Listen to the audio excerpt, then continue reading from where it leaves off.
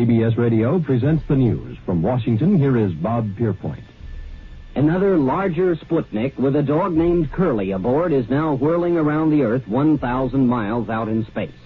The Russians launched an 1,100-pound satellite late last night, and so far both Sputnik 2 and its K-9 passenger are reported doing well. The dramatic achievements in space which occurred in recent weeks should have made clear to us all, as did the Sputnik in 1957, the impact of this adventure on the minds of men everywhere who are attempting to make a determination of which road they should take. Radio Moscow started broadcasting time schedules for its latest satellite a short while ago, with the announcement that Sputnik 2 will pass over Washington, D.C. in just a few minutes from now. Dr. J. Allen Hynek, well-known associate director of the Smithsonian Observatory at Cambridge, Massachusetts, was asked if the half-ton weight of Sputnik 2 indicated the Russians might have a war rocket powerful enough to reach this continent from the Soviet Union. It certainly indicates they have the capabilities of launching an intercontinental ballistic missile, replied Dr. Hynek. Now it is time to take longer strides. Time for a great new American enterprise. Time for this nation to take a clearly leading role in space achievement, which in many ways may hold the key to our future on Earth. Dr. John S. Reinhardt, also with the Smithsonian Observatory, commented after studying figures on the new Soviet satellite, "I firmly believe the Russians could reach the moon in a few days." I believe we should go to the moon. But I think every citizen of this country, as well as the members of the Congress, should consider the matter carefully.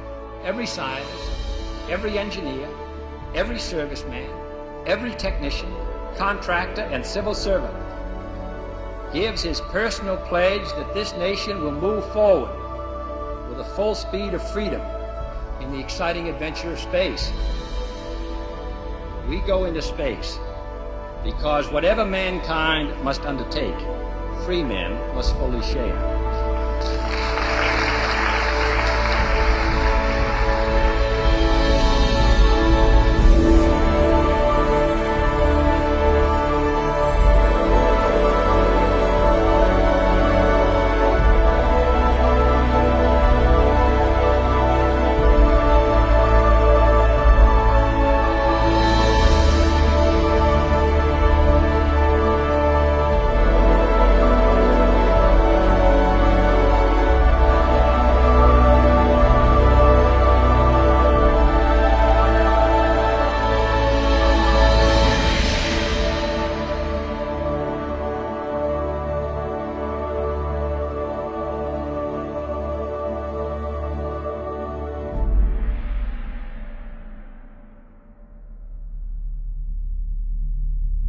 On January 25, 1994, the Deep Space Program science experiment known as Clementine was launched from Vandenberg Air Force Base.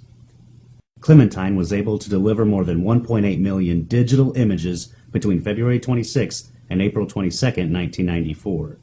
These images were quickly accessible to the general public on the World Wide Web. In 1994, President Clinton cited the Clementine mission as one of the major national achievements in aeronautics in space. By going to the Clementine Lunar Image Browser 1.5, you can find many images that have been smudged or blurred to keep you from seeing what is there.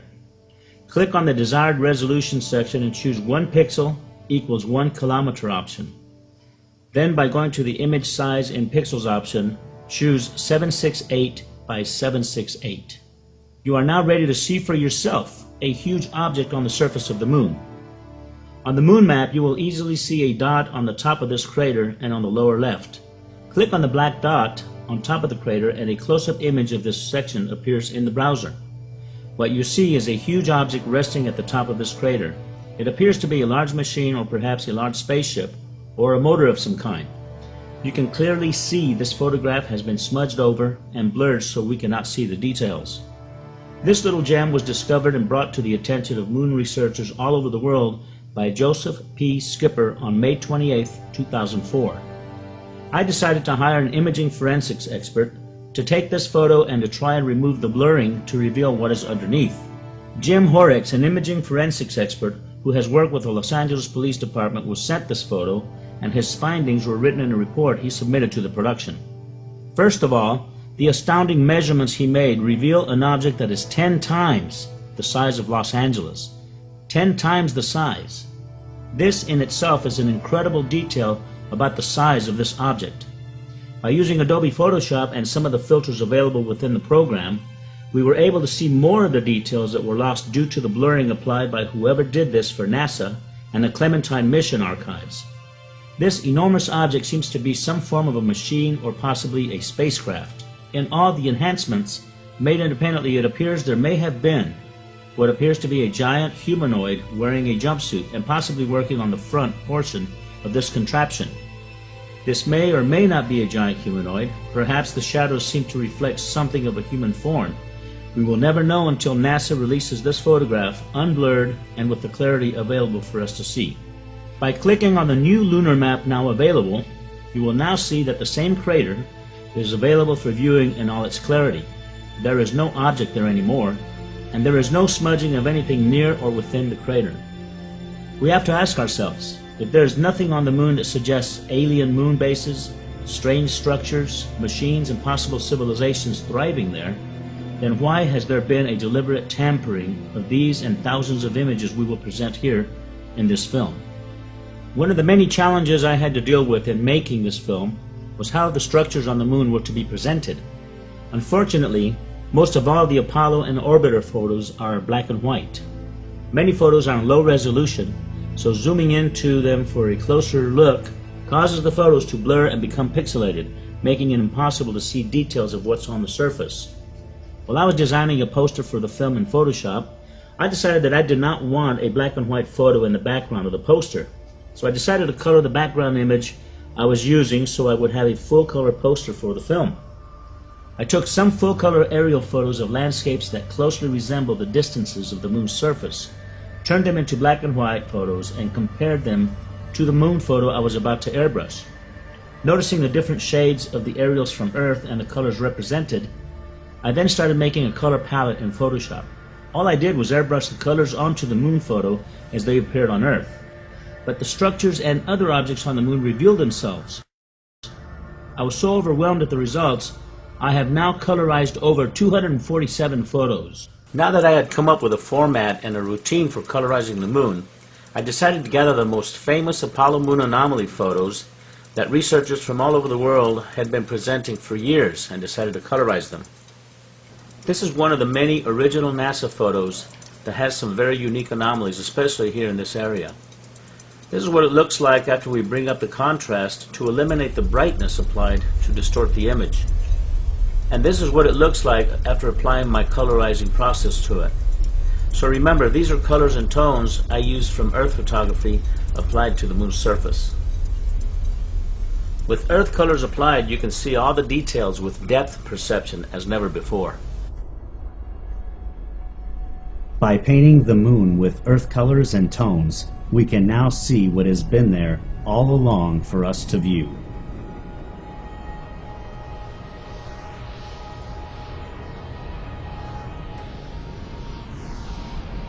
I got started in this probably in the mid-1990s, listening to Hoagland on the old Coast to Coast AM radio program with Art Bell. And he was talking about the stuff that he'd found on the moon, and some images and some things that clearly appeared to be structures. They were very anomalous.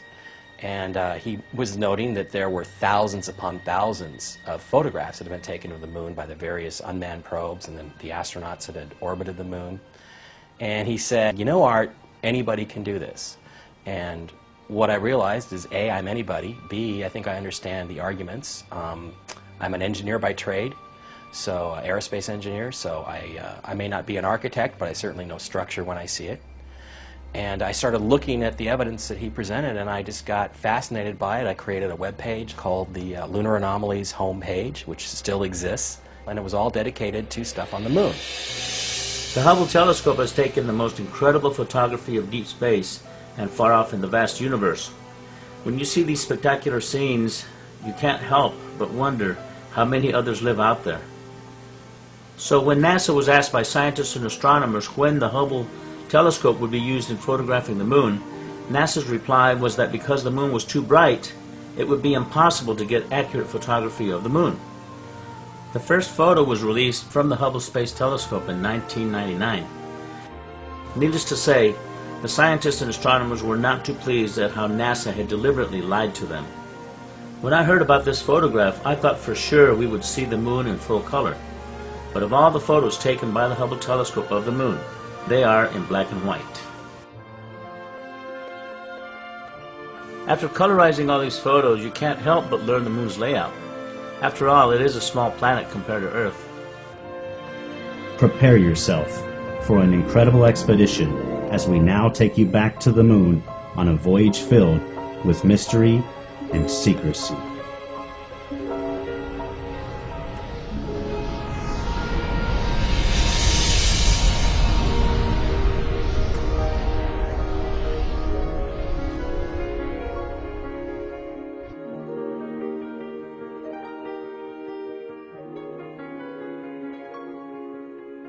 I'm not sure why NASA has not told us what's on the moon.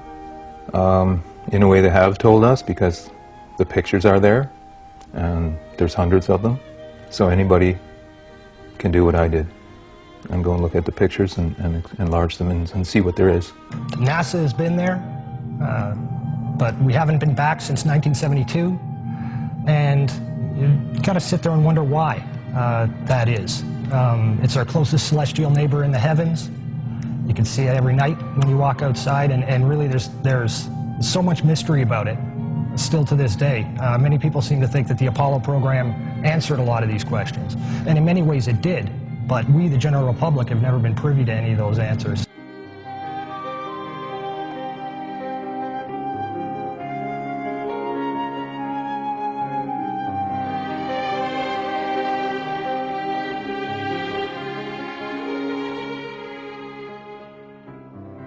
Is there already somebody there? And is there even a secret space program that we don't know about, that maybe even NASA doesn't know about, that's been to the moon and back and using very advanced technology? A cover story that's based entirely upon the premise that there is absolutely no life there, and that there's no life to be found, past, present, at all. That's simply not the case. So I certainly believe that some of the stuff that we're finding on the moon may be alien, extraterrestrial in origin. It may be ruined, ancient, abandoned extraterrestrial ruins. Some of it may be active, and some of it, in fact, may be our own stuff. I don't think there's any possibility that NASA is not aware of the civilizations on the moon and the structures. They're very obvious, easy to see. They are in contact with some of these extraterrestrial life forms, and they don't want you to know about it. There was the guy that hacked into the NASA database and found some listings of non-terrestrial officers. NASA may have made a deal with beings up there to not reveal their civilization, but then again, the pictures have the evidence. It's all in the pictures anyway. The whole purpose to the cover-up is to prevent we, the plebeian masses of this planet, from gaining the appreciation that there is indeed extraterrestrial life out there, intelligent extraterrestrial life. And this is life that the government is very well aware of. The governments around the world, it's certainly not a U.S. issue. They're very well aware of it.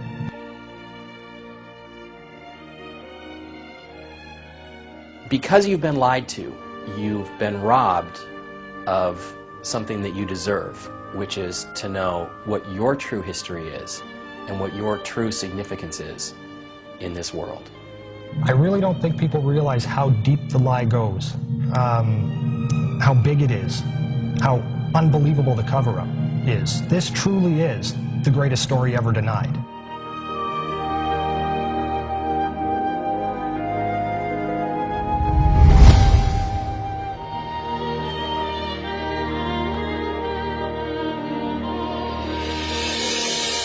It is the most amazing secret never told. It is the most monumental cover-up in human history. And hopefully, the public will take a movie like this and will begin to open up some doors, begin to open up some windows to the truth, whether it's from the government, whether it's from other insiders who can now come forward and begin to tell their stories of what they did. and their involvement in this cover-up to get the truth out there. I think the world's ready for it, and hopefully a movie like this will push that forward a little bit and speed the process up. The very word secrecy is repugnant in a free and open society, and we are, as a people, inherently and historically opposed to secret societies, to secret oaths, and to secret proceedings. We decided long ago that the dangers of excessive and unwarranted concealment of pertinent facts far outweighed the dangers which are cited to justify it. And there is very grave danger that an announced need for increased security will be seized upon by those anxious to expand its meaning to the very limits of official censorship and concealment. That I do not intend to permit to the extent that it's in my control. And no official of my administration, whether his rank is high or low, civilian or military, should interpret my words here tonight as an excuse to censor the news, to stifle dissent, to cover up our mistakes, or to withhold from the press and the public the facts they deserve to know. By playing around with these images, using modern software techniques, some of the results really are eye-opening.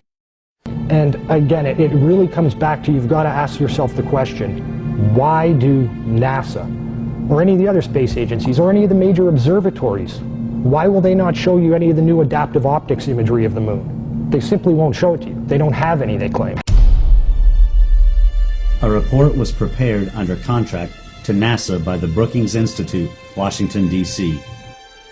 The report outlines the need to investigate the possible social consequences of an extraterrestrial discovery and to consider whether such a discovery should be kept from the public in order to avoid political change and a possible devastating effect on scientists themselves due to the discovery that many of their own most cherished theories could be at risk.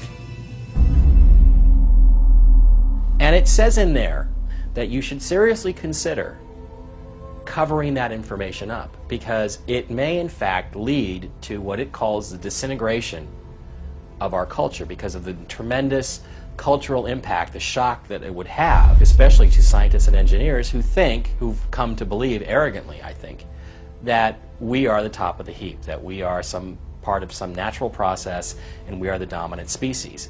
I don't think that that argument flies. I think that document is nothing more than their political and legal cover for what they've been doing, because there is a much bigger issue that comes out here.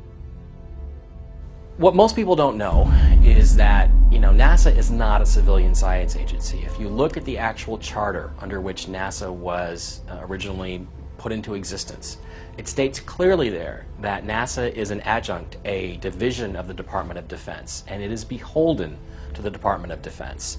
When you couple the Brookings Institute report with a document called Executive Order 10501, 10501 was a document that was specifically related to safeguarding official information in the interests of national defense. And it's important to note that the term national defense actually includes not only considerations of a military perspective, but also geoeconomic and geopolitical as well.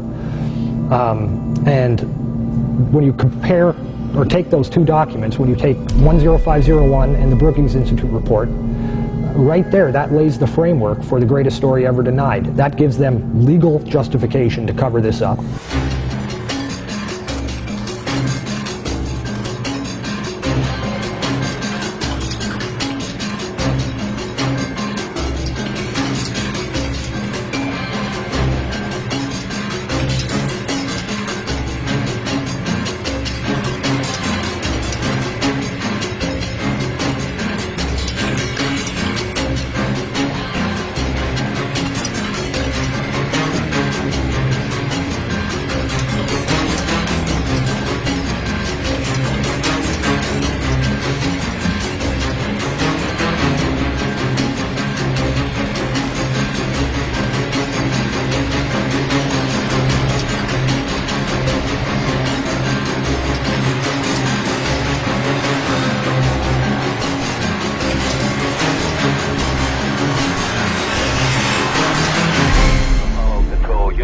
switching now to the voice of Jim Lovell. 60.5, good to hear your voice.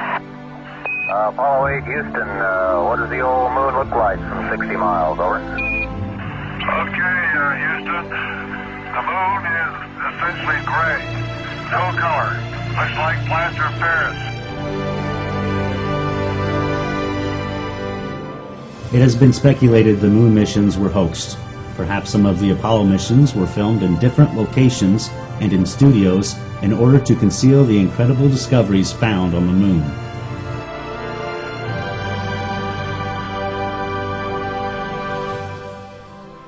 In 1979, Marie Chatelain, former chief of NASA Communications Systems, confirmed Neil Armstrong had indeed reported seeing 2 UFOs on the rim of a crater. The encounter was common knowledge at NASA, he revealed, but nobody has talked about it until now.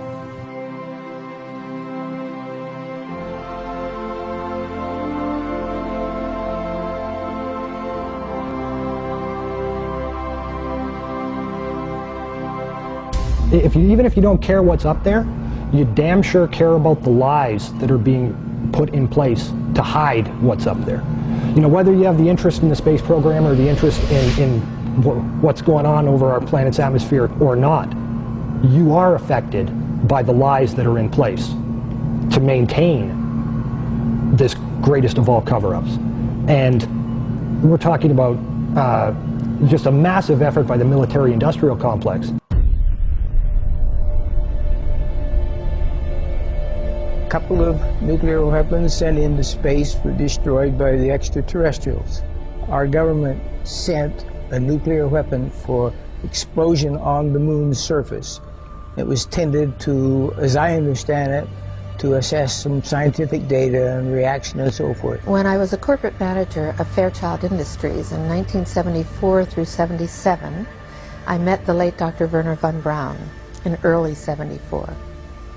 At that time, von Braun was dying of cancer, but he assured me that he would live a few more years in order to tell me about the game that was being played, that game being the effort to weaponize space. The idea of any explosion in space by any Earth government was not acceptable to the extraterrestrials, and that has been demonstrated over and over. The strategy that Werner von Braun taught me was that first the Russians are going to be considered to be the enemy. In fact, when I met him in 74, they were the enemy. They wanted a weapon system they could put in space that would stop a ballistic missile. That was the concept. Then terrorists would be identified, and that was soon to follow. We heard a lot about terrorism. Now, if that ballistic missile happened to be coming from another direction other than earthbound, could it do the same thing? Then we were going to identify third world country crazies. We now call them nations of concern. I have but a short time to try to convince people that we are moving in an avenue where we are going to militarize space. The next enemy was asteroids. And the funniest one of all was against what he called aliens, extraterrestrials. That would be the final card. As a direct result, we will become a threat to them unless we spiritually grow also. And over and over and over, during the 4 years that I knew him, he would bring up that last card. And remember, Carol, the last card is the alien card. We're going to have to build space-based weapons against aliens. And all of it, he said, is a lie. We put nuclear weapons out in space as a line of defense, and we was ready to blow them up if they started in. Today, most people have come to the very clear realization, I think, that things aren't quite as you've been told, and the question then just becomes is, how big is the lie? And the truth is, it's bigger than most people can imagine. One of the great things about the NASA archive system is that at the back of many of their documents, they have both distribution and reference lists. And the distribution lists are very important. They say who that document is being forwarded to and which department and for what company. And when you begin to cull through these documents, certainly ones that deal with specific subject matter, like image enhancement, for example, you begin to see a lot of names that obviously begin to repeat. And you can very quickly determine what individuals knew what and had to have been privy to certain information just by the very nature of their job. The individual that I managed to identify and who agreed to meet with me and talk with me was a man who worked for a company called Belcom during the 1960s and into the early 1970s. Belcom, although many people haven't heard of it, is in many ways a company that is more responsible for landing man on the moon than NASA really was. Belcom's a division of AT&T and Western Electric. Belcom was around for only a decade. They were there for the specific purpose of landing man on the moon and ensuring that NASA got the job done. Meeting him was actually the most incredible 3 hours of my life, the interview that we had. A man who I knew was in the know, a man who I'd tracked down. He wasn't in any way looking to throw this stuff out in the public eye.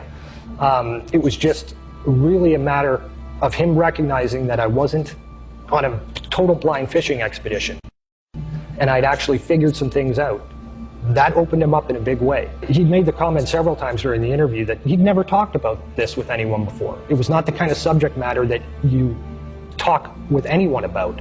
The people that were in a position to be in the know, to have at least some high level of understanding of what was really going on, these individuals are also very well aware of what their government is actually capable of. A guard told me that he was asked to burn some photographs and not to look at them.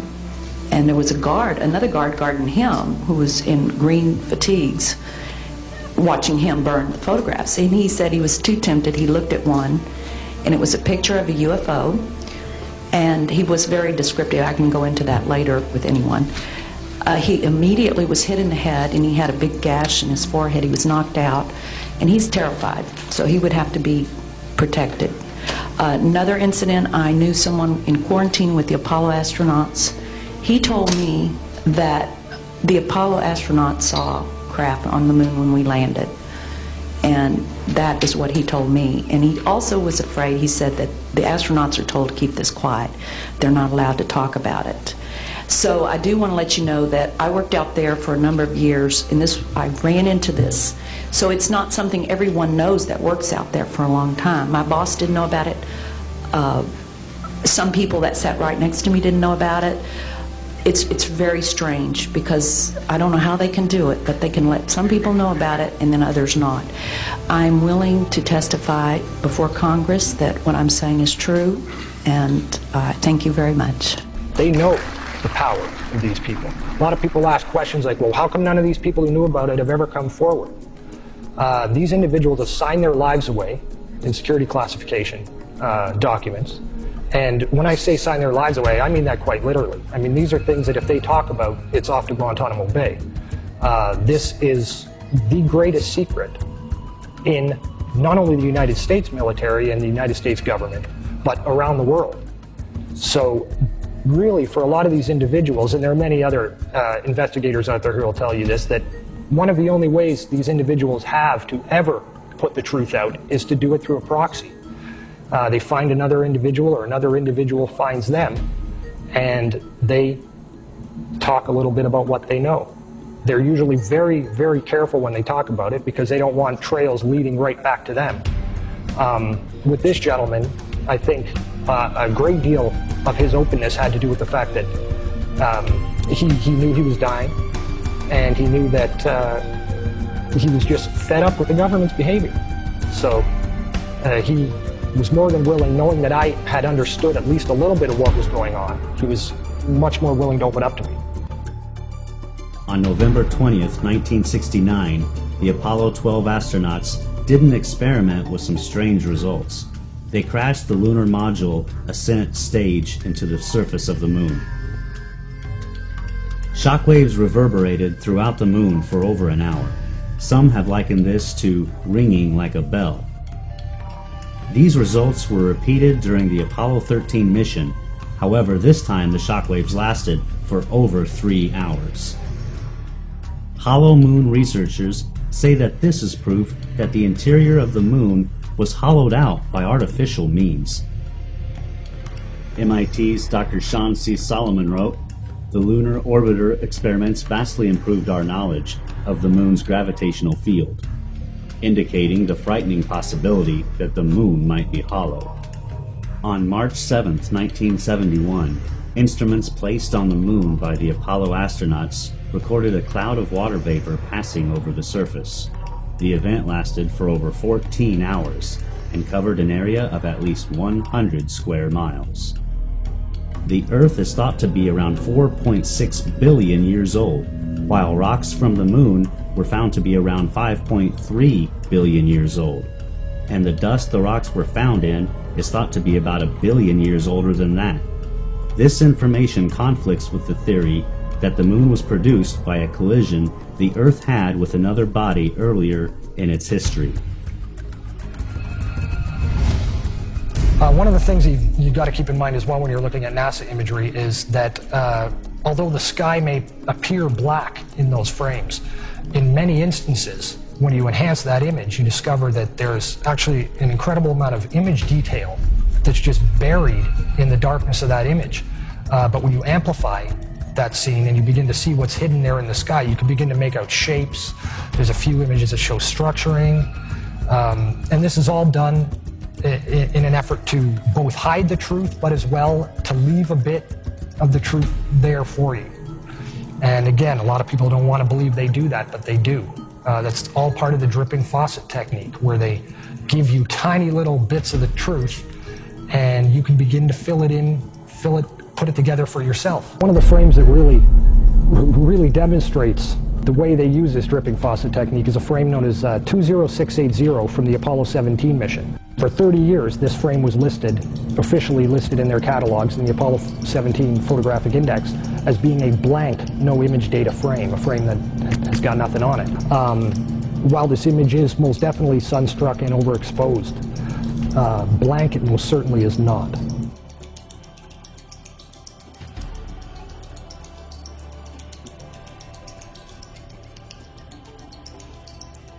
Harrison Schmitt, created some patches for his own mission, Apollo 17, which is again the mission that we take these images from, and that we've seen a lot of this color effect. And what he put on it was Stonehenge and the sun. And the sun is a symbol of ancient Egyptian god Horus. There's all sorts of Egyptian mythology that runs through all the Apollo program, which is supposed to be Greek, but it ends up that there's really sort of a dual meaning to all this stuff, and it's an Egyptian.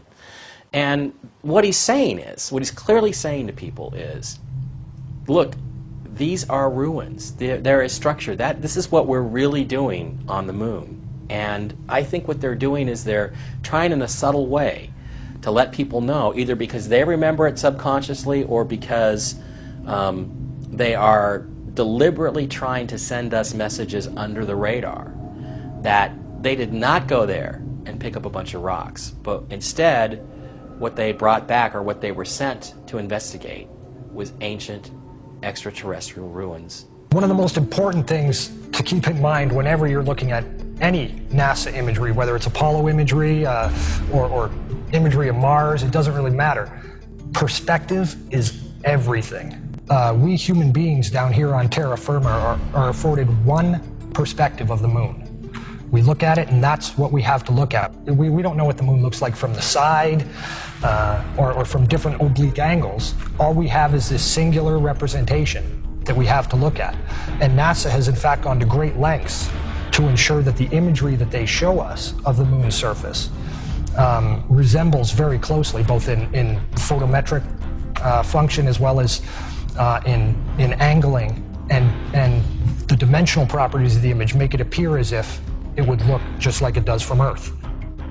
One of the primary obfuscation techniques that NASA uses is to simply rotate the imagery. They insert a false horizon in their oblique imagery, so by turning these images upside down, it alters vertical objects, suddenly don't cast shadows anymore. The shadows aren't in the right places.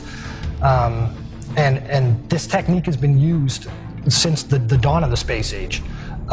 Since the lunar orbiter missions, since even before that with Ranger missions, to make things appear as we humans expect them to appear, because we look through a telescope here, we say, oh, that's how it looks, so from the side it probably looks like this. The reality is it doesn't. The moon is a very three-dimensional object. Hasselblad cameras were the ones that were used by NASA to photograph everything on the moon. And the reason Hasselblad was used is because they had registration crosshairs. Now these registration crosshairs are there for a specific reason, okay? They're so that you can take a single photo with a single camera, so you'll be able to get distance from an object to another object because of the registration crosshairs that are built into the Hasselblad cameras. These crosshairs are always in front of whatever's being photographed. Okay, this is a perfect shot of a photograph of one of the astronauts on the moon. Now here you see the crosshairs from the Hasselblad camera. Okay? You can clearly see that they are even in the darkness of space, but you can clearly see that the crosshairs are there in exactly the positions they should be. So in a lot of the false horizons, they've eliminated the crosshairs in the sky parts. And almost about 90% of the moon shots have what we call a false horizon.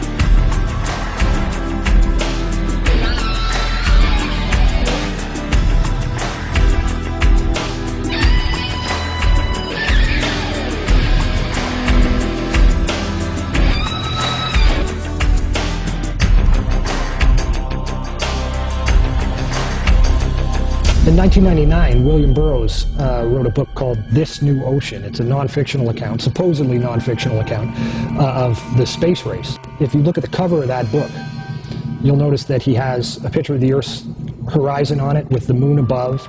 And on the cover of this book, there are two black running parallel lines that climb up from the Earth, and they pass the moon on either side, paralleling it. It's interesting when you go and look at the ISS and space shuttle imagery of the moon from low Earth orbit.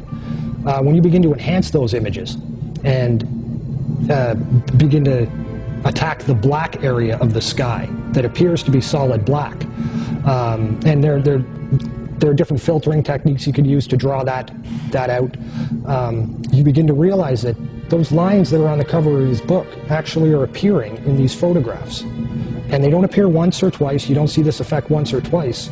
You see this in many, many, many dozens of photographs. They're just of the moon. They appear when you enhance the image. And obviously, Burroughs knows something that the public's not privy to. He's really just a classic outsider-insider, very much like Andrew Chaikin is. He's a guy who knows what the truth is, but has agreed to perpetuate the lie rather than to reveal what the truth is, for a whole variety of reasons. Burroughs does a fantastic job of presenting to us exactly the propaganda and the storyline that the powers that be have been selling us as being the truth for decades. And it gives the reader the official historical cover story in brilliant details. He's someone who is most definitely in the know. There are also frames in which some of these lines appear to be behind the moon, where you see the line rising up and being cut off as it hits the lower limb of the moon before re-emerging again on the exact opposite side of that interception point, where it continues on its very straight linear path. And in these cases, you can see that the lines do not transit in front of or across the lunar disk, but rather it's the opposite. The moon appears to be transiting and covering these lines.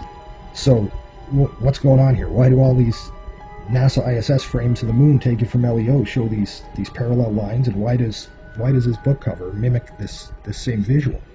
What are we seeing, and what is being represented? One hypothesis I've heard has to do with what are called space elevators, which, as the name implies, are elevator transport systems that can be used to lift things, satellites, cargo, spacecraft, people, from the surface of the Earth, lift those up into space.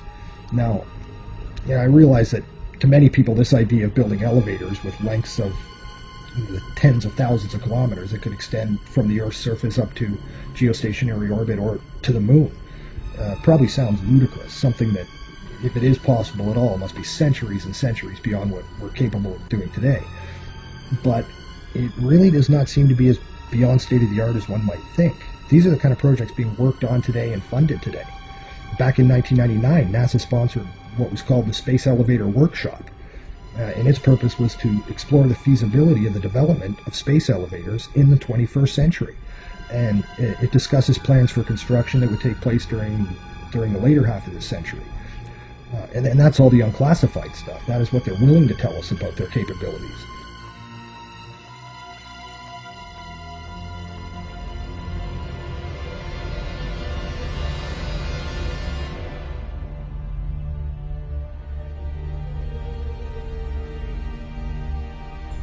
Were the Egyptian pharaohs and clergymen of their time aware of subterranean places that had celestial functions?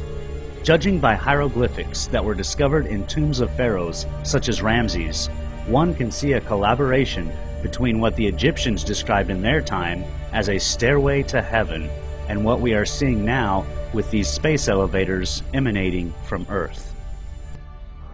The Vector, NASA's official logo. If you've ever looked at NASA's official logo, both their official insignia and their official seal, you'll see that the most prominent object in the seal is a red swooshing object. They call that the chevron or the vector. If you ask NASA's Public Affairs Office, this symbology is featured so heavily in their insignia and seal, they'll give you what really amounts to the standard facile cover story for the unilluminated. They'll tell you that that is a representation of a hypersonic wing design from the 1950s, which was the time the logo was created.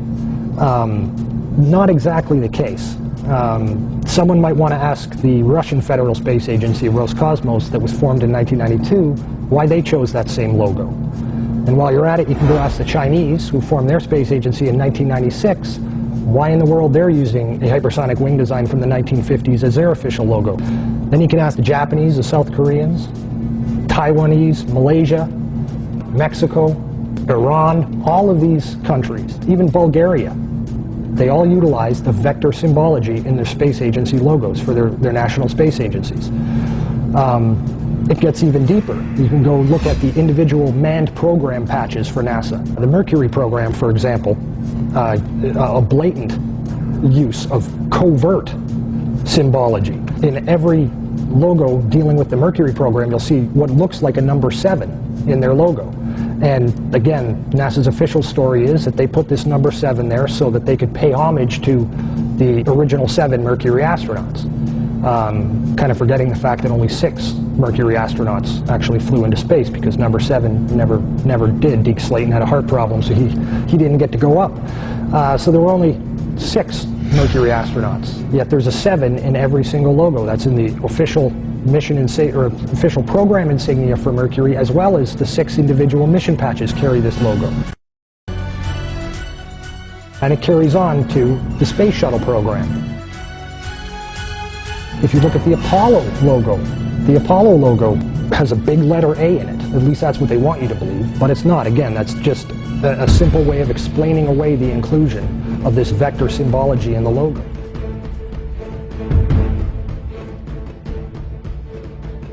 If you go to the Space Shuttle program, the original Space Shuttle STS program patch is a triangular patch that, again, hides the use of the chevronic vector symbology.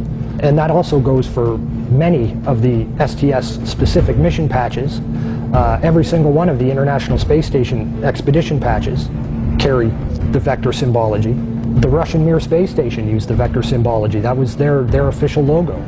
You can even go deeper and look at military-industrial complex companies. Look at the logo on a company like Lockheed Martin, 2 vectors. The X-Prize logo, Ames Research Labs, U.S. Space Command. When you get into the military realm, the United States Space Command, their official logo is the vector symbol.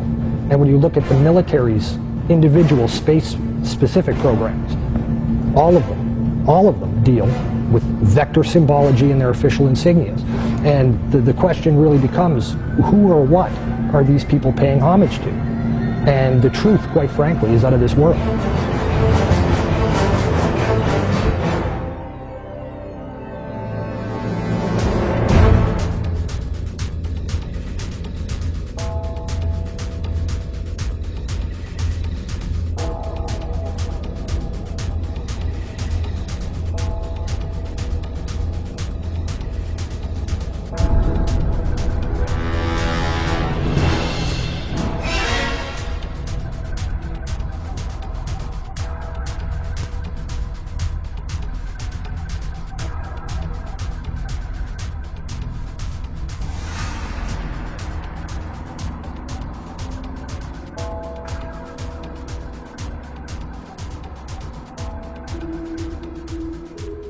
This painting, entitled The Madonna with Saint Giovannino, was made sometime during the 1400s. The artist's name is not known, but at first glance you can notice a UFO shape in the sky to the right side of the Madonna. If you were to see the original full-size painting, you would see the object clearly. Looking at the enlargement, you can see a man and his dog standing and looking up at the object. However, this painting has something else being depicted. On the left side of the painting, you see the sun and some vector-like objects seemingly flying from or toward the sun. Perhaps this artist was trying to tell us something. In another painting of the Madonna made by a completely different artist, the unusual patterns of the sun and the vector-like symbols have also been added prominently on the Madonna's cloak. You can see the same symbology on this painting as on the one before. This time, however, there is no UFO object to be seen anywhere in the sky. This footage was taken over Mexico City in 2002. There were many other videos and photographs taken of this same type of object, clearly resembling the shapes as seen on the visor of the astronaut, on the moon, and depicted in the 14th century paintings of the Madonna and Child. There is probably a larger story behind the vectors, but it is very unusual this symbology has been adapted by all the United States and foreign space agencies, especially enemies like Iran and others who are also making missions to the moon. Control Houston, switching now to the voice of Jim Lovell. By 60.5, good to hear your voice. Apollo 8 Houston, what does the old moon look like from 60 miles, over? Okay, Houston, the moon is essentially gray, no color.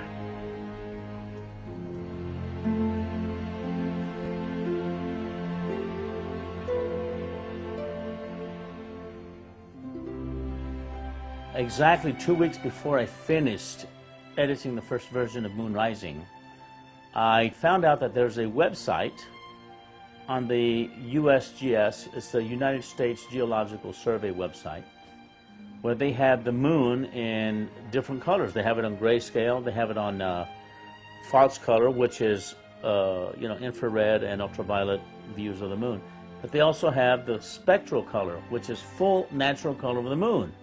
And when I found this out, I just totally freaked out. I mean, first of all, when I airbrushed the moon to build the poster for my film, I didn't realize how close I was to the actual natural colors of the moon. My partner Saskia, she goes, Jose, are you sure you haven't been on the moon? Because it was so close, it was just amazing. It's so unbelievably beautiful. All these natural colors that exist out there has never been shown to us. I've seen on TV, the moon is gray and black, and it has no color. Well, that couldn't be farther from the truth. It's really compelling. I just want to see more, and it blew me away. It absolutely blew me away. First of all, with the Clementine mission, it took 1.8 million images of the moon. The high-resolution ones, you can't seem to get any of them because, well, they give you different reasons why you can't get them, but you can't seem to get them. But there's also these natural color images, and they are much, much brighter. They have far more color than they should if our models of the moon are correct. Now, there's two ways you can approach this. One is it could very well be that some of these areas, let's say some of these areas under these glass structures, these domes, are still intact, that there's still atmosphere in there, that there is still stuff growing there. You know, you would obviously have plants and vegetation, you have various things there that you would need to survive, or that you would have simply for the aesthetics of living in an environment with plants and animals. So it's possible that's what some of this stuff is. Another distinct possibility, and this is the one that I tend to advocate, is that if you really do have these multiple layers of glass structures all over the moon, what's going to happen is the light is going to scatter and bounce all over the place. And when it does that, you get a prism effect, and it then will combine with other red or green or blue, and it will make other colors. In order to comprehend the significance about the natural color of the moon, you need to know where these images come from. This is what is called the skin of the moon. It is the actual surface that has been stretched and flattened out. When visual artists wrap this skin around a sphere in their 3D programs, this is what you get. Jose Escamilla downloaded hundreds of sections of the entire skin that is available on the USGS website. The area of interest is in this section here, located on the front side of the moon. When Jose zoomed into this particular section, he recognized some very unusual features and objects in the scene. First of all, the terrain below is clearly presenting itself at an angular view. The disc shape located here appears to be hovering above the surface. When you compare this disc with others that are closer to the terrain, you can clearly see this object is not down on the terrain. Jose found out very quickly that there are more of these discs all over the moon. The discs that you will see in other photos we are going to present are identical to this one. They are hovering on their sides, and sometimes they are hovering as these others below. The other discs you will see are different in color and details, but they are shining light onto the lunar surface as they do whatever they are doing close to the terrain. In all the photos Jose presents in this film, you are seeing the only clear and detailed photography ever released in full color of real flying saucers. NASA has known this, and so have the multitudes of people connected to the space program.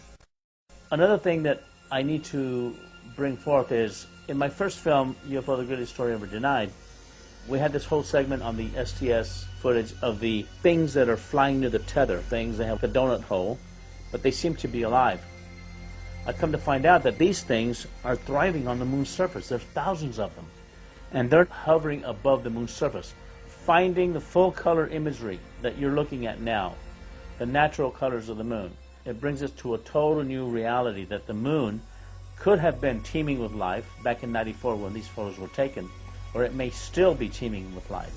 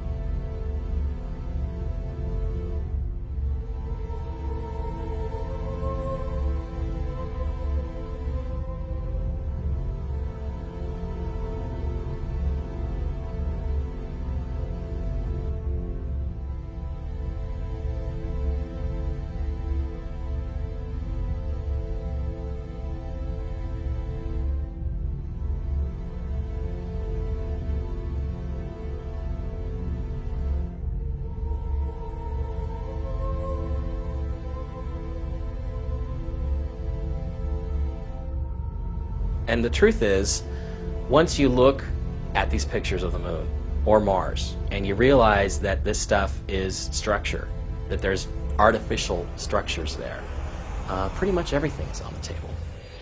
There are so many lunar landscapes filled with color and textures unlike anything ever seen before with the human eye. There are deep crevices and overhangs where you can see immensely huge openings, or what appear to be cavern entrances. There are far too many gigantic and massive structures as can be described. You have to see them for yourself in order to grasp the size of these complex and, in most cases, alien-like architecture, as you have seen in many films. You will even see some strange vine-like webbing, as depicted in Steven Spielberg's War of the Worlds. Glass domes, UFOs, massive buildings and scaffolding spread throughout the lunar terrain in many sizes, shapes, and forms. It is evident the missions to the moon were more involved than gathering rocks and dirt samples. There is no doubt we went to the moon. It is what was waiting for us when we got there that this film is about.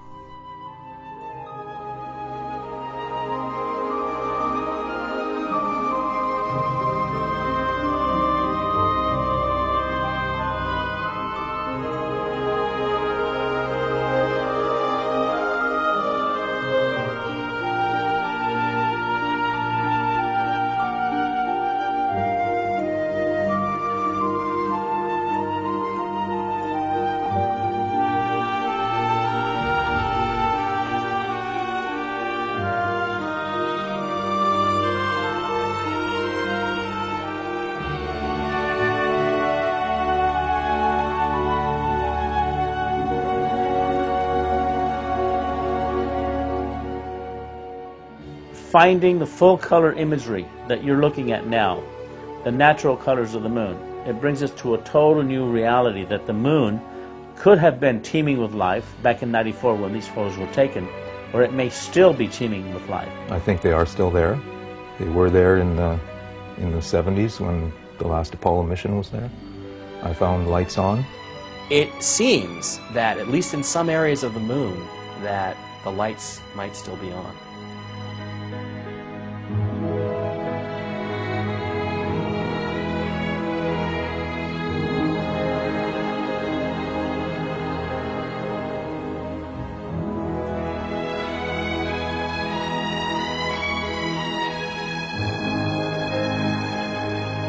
We're talking about the covering up of hyper-advanced technology that could do away with fossil fuels, our dependence on fossil fuels.